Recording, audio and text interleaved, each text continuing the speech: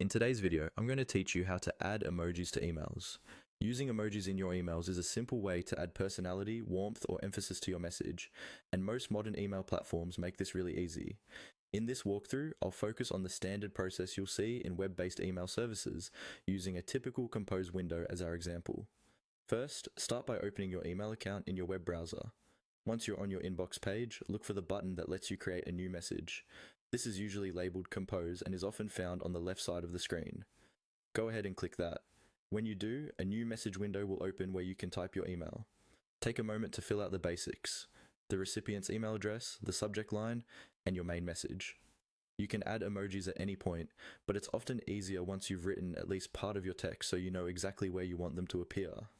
Now, inside the Compose window, look at the toolbar at the bottom, just below the area where you type your message. You should see several icons for formatting, like text styles and attachments. Among these, there will be a small smiley face icon, which represents emojis. Click on that smiley icon.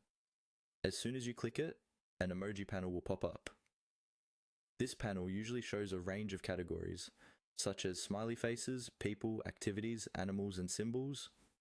You can scroll through the options to browse, or use any search bar provided to quickly find something specific, like thumbs up or heart. To insert an emoji, simply click on the one you want. It will appear where your text cursor is currently placed in the email body.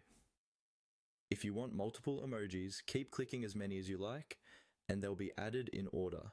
You can mix emojis with your normal text, and you can always delete or move them just like regular characters. Follow any on-screen prompts or hints your email service shows you. Some platforms might suggest related emojis or offer skin tone variations for certain icons. Choose the version that best matches what you want to express. When you're happy with your email and the emojis you've added, review your message for clarity and tone. Once everything looks good, click send, and your emoji